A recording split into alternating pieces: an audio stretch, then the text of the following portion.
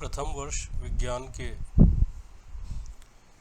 भौतिक रसायन जो कि तृतीय प्रश्न पत्र है, उसमें आज हम कंप्यूटर्स का अध्ययन करेंगे।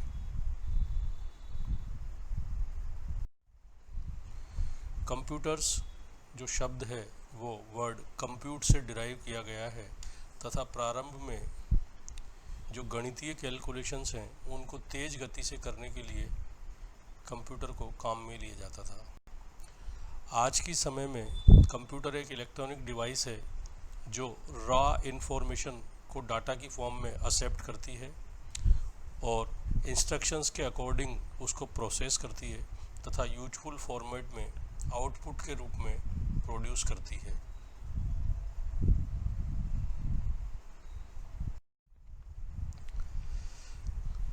कंप्यूटर्स जो हैं उनको उनकी जनरेशन के हिसाब से क्लासिफाई किया गया है।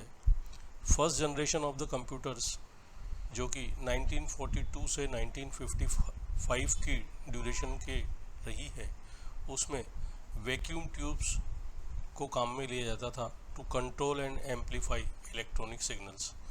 कंप्यूटर्स की जो सेकंड जनरेशन है वो 1955 से 1964 तक रही है और उसमें ट्रांजिस्टर्स को काम में लिया जाता था वैक्यूम ट्यूब की जगह पे, तथा जो ट्रांजिस्टर होते थे वो स्मॉलर और रिलायबल यानी कि छोटे और ज़्यादा जो है कारगर सिद्ध रहे हैं। कंप्यूटर की जो थर्ड जनरेशन है वो 1964 से 1975 तक रही है तथा वो इंटीग्रेटेड सर्किट टेक्नोलॉजी अर्थात चिप बेस्ड रही है।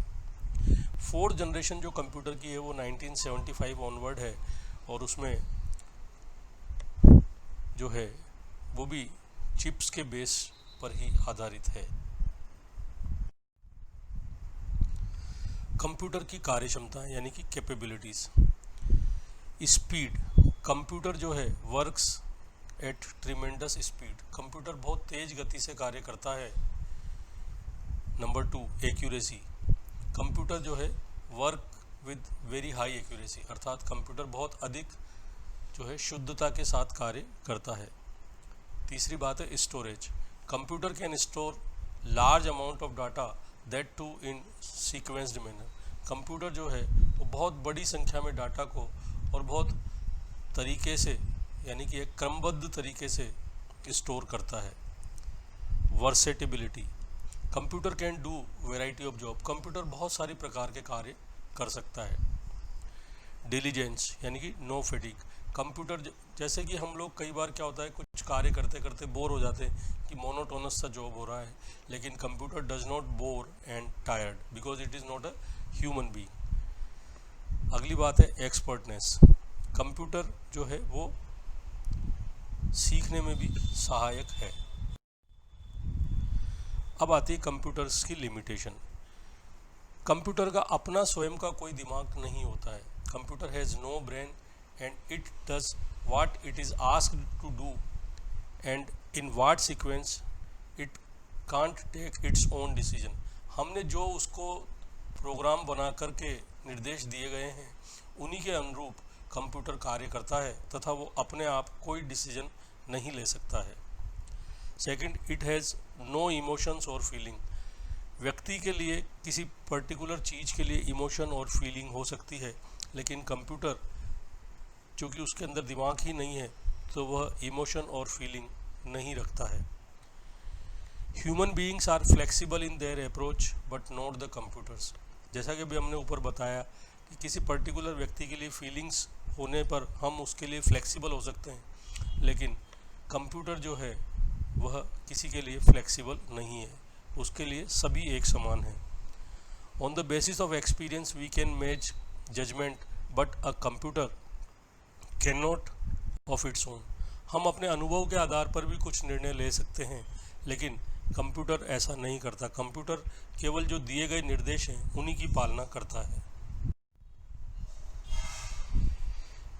कंप्यूटर्स के कुछ कंपोनेंट्स होते हैं, घटक होते हैं। पहला घटक है इनपुट यूनिट। इनपुट यूनिट क्या करती है? This accepts the data and list of instructions from outside to process and convert them in computer acceptable form. Input unit है वो दो प्रकार की होती है।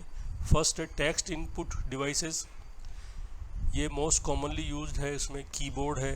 सम अदर आर MICR यानी कि magnetic ink character reader, OCR अर्थात ऑप्टिकल करेक्टर रीडर एटसेट्रा। ये जो है इनपुट डिवाइस में टेक्स्ट इनपुट डिवाइस कहलाती है।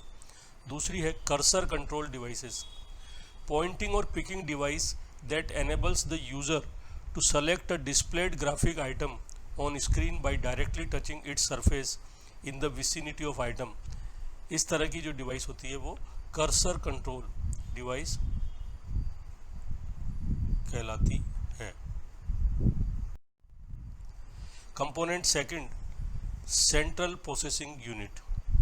This is termed as the brain of the computer and all major calculations and comparisons are carried out inside the CPU, just as human brain takes all the decision and other parts of the body follow accordingly।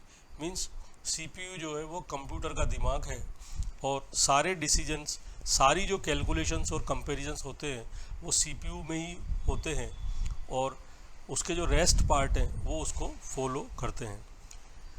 This unit consist of 3 parts. पहली है storage या memory unit. In this unit all the information is stored as entered by input unit and result produced after processing और intermediate results. This is of 2 types, primary and secondary. Means memory is of 2 type, primary and secondary. Primary memory is an essential part of a computer system and is further of 2 types, ROM and RAM। Secondary memory includes floppy, CD, hard disk, pen drive, etc. ROM and RAM। ROM यानी कि read only memory। These are special memory chips containing instructions which can be read only but nothing can be written on them। These are permanent in nature and different type of factory made ROM are available in the market, such as PROM यानी कि programmable ROM, UVEPROM ultraviolet erasable programmable ROM, EAPROM यानी कि electrically alterable PROM। और दूसरी जो primary memory है वो है RAM यानी कि random access memory। These are the chips from which the memory can be accessed as many times as they needed। This is volatile in nature and information are lost as soon as the power is switched off। This is a temporary type of memory and 2 types of RAM are available, SRAM static RAM and DRAM यानी कि dynamic RAM।